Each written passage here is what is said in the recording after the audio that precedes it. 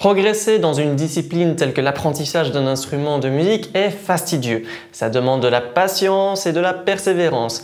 Et peut-être vous êtes en ce moment dans une phase de stagnation dans vos progrès. Dans cette vidéo, je vais donc donner quelques explications pour remédier à cela.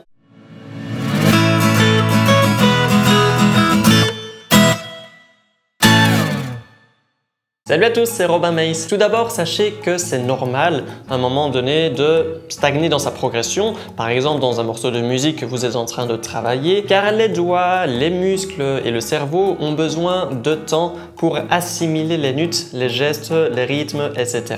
Par contre, pour accélérer ce processus d'assimilation, il est très important d'être régulier dans la pratique. Chaque nuit qui passe, le cerveau revit un petit peu les moments de la journée, donc pratiquer quotidiennement est extra. Il est possible d'accélérer aussi ce processus d'assimilation en pratiquant plus intensivement, donc en pratiquant plus longtemps. Néanmoins, il faut être très attentif à la manière de pratiquer. Cela nous mène à la deuxième raison d'un éventuel blocage, la manière de pratiquer, la méthode de travail. Si justement vous pratiquez longtemps, déjà sachez que la concentration baisse avec le temps et qu'il est possible qu'après déjà 30 minutes, vous pratiquiez machinalement sans trop réfléchir à ce que vous faites et que sans le vouloir vous assimiliez de mauvais gestes, de mauvais réflexes, etc. Si vous vous rendez compte de ce moment où vous êtes moins conscient de votre pratique, faites une pause, reprenez plus tard. Voici aussi quelques petits détails concernant la méthode de travail que je répète souvent en vidéo ou en direct. Privilégiez le travail lent. En fait, plus vous allez travailler lentement,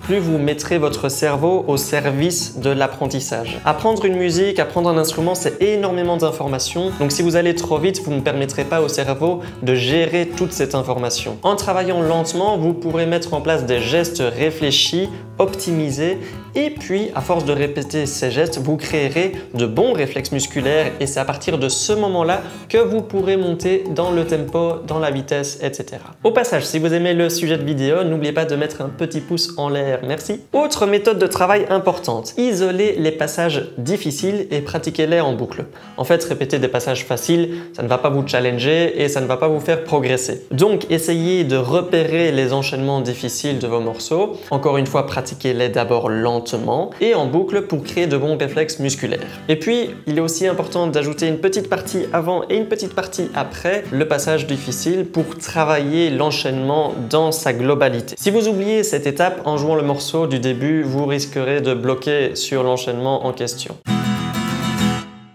Choisir un morceau à pratiquer est assez délicat.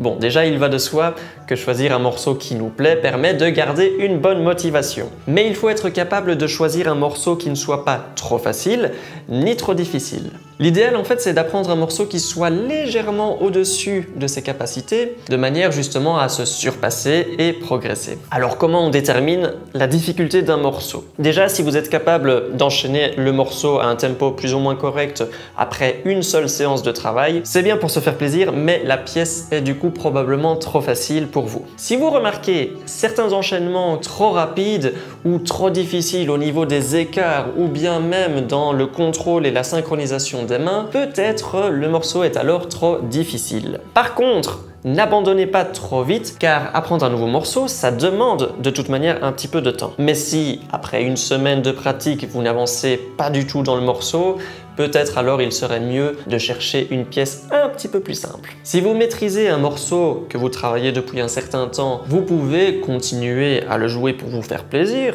mais si vous ne vous posez jamais la question de comment améliorer l'interprétation de la pièce, vous ne progresserez pas à la guitare. Alors ce que vous pouvez simplement faire, c'est changer de pièce et essayer de trouver quelque chose qui vous permettra de progresser. Mais d'un autre côté, si vous commencez à maîtriser un morceau, que vous l'avez par exemple bien déchiffré, mais que vous n'êtes pas encore au tempo final, que vous n'êtes pas capable de l'enchaîner sans trop de fautes ou hésitations, ou bien que vous n'avez pas encore fait de recherche musicale, alors restez un petit peu sur la pièce. Essayez de sortir de votre zone de confort en augmentant peut-être le tempo s'il le faut. N'hésitez pas d'ailleurs à travailler au métronome pour mesurer votre progression. Vous devez chercher à améliorer l'interprétation avec des nuances, jouer sur le timing des notes.